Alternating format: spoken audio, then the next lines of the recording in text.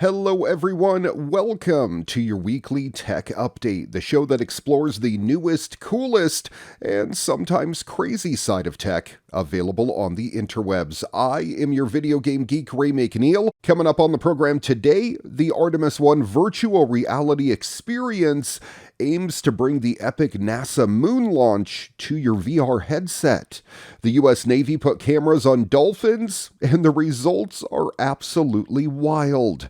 Happening in this week's What the?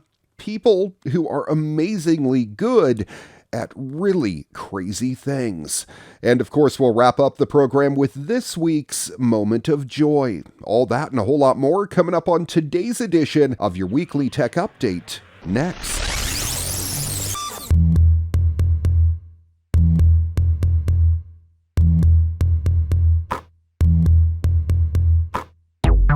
It's time for virtual reality space fans to start their engines. A new Oculus Quest and VR experience called Artemis Ascending will provide an immersive view of the launch pad when NASA's historic Artemis 1 mission lifts off for the moon no earlier than August 29th. There are lots of ways you can participate in the Artemis Ascending live stream at Horizon Worlds and Facebook 360 on the Space Explorers page, and through partners that the company Felix and Paul Studios will release later on its website. Felix and Paul has pledged to make the experience accessible via telecommunications providers, as well as a set of domes and planetariums around the world. The goal is to feel the roar of NASA's Space Launch System mega rocket on its debut mission as it lifts the Orion spacecraft on a journey to the moon. Felix and Paul Studios will put cameras around the launch pad area in zones that are too close for humans to enjoy, meaning you'll get to be even closer than any spectators at NASA's Kennedy Space Center in Florida. A Felix and Paul senior executive drew parallels with the way the public experienced the Apollo missions, which placed 12 humans on the moon between 1969 and 1972. Broadcasting innovations of the era included live coverage from the surface of the moon, along with sending footage from small spacecraft in which the astronauts were traveling. The Apollo missions were televised worldwide in black and white, but the Artemis generation will experience the upcoming moon missions and future Mars missions in an immersive and experimental way.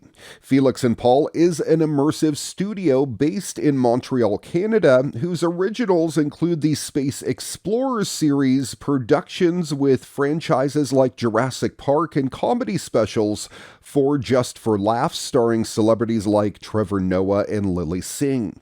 If you're looking to get your feet wet with virtual reality, there are many ways to do that. One of the best ways is with the Oculus Quest 2.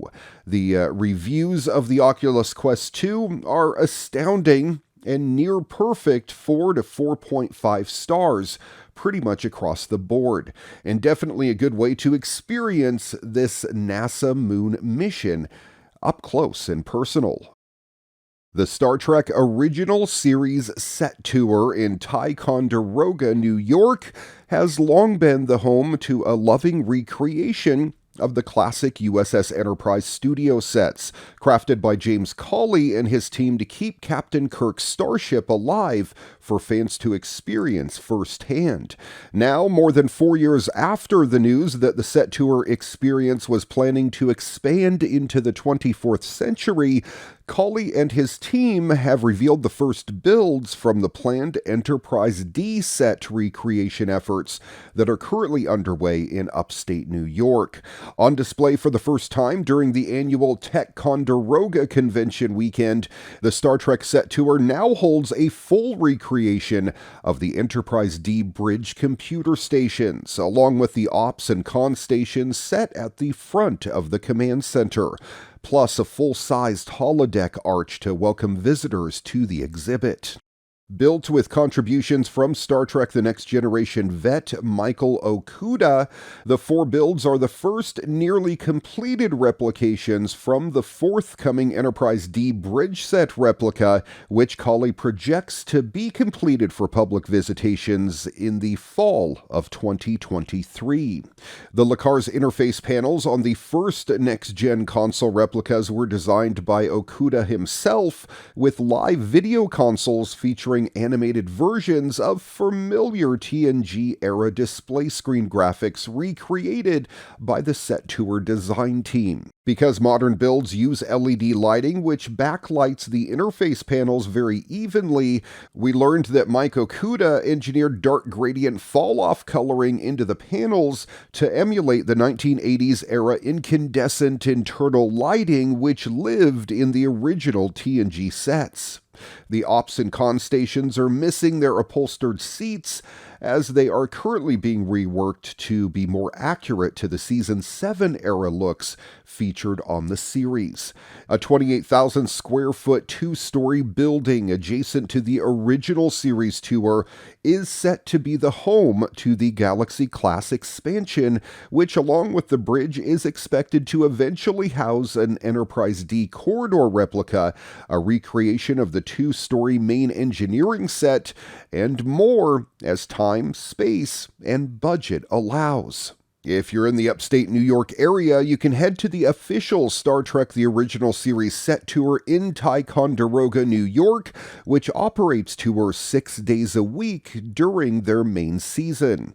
The Star Trek The Next Generation expansion is projected for a fall 2023 opening. Sega has unveiled the complete list of games coming to the new Sega Genesis Mini 2, and it's clear that the new machine is as much for collectors as it is nostalgic fans.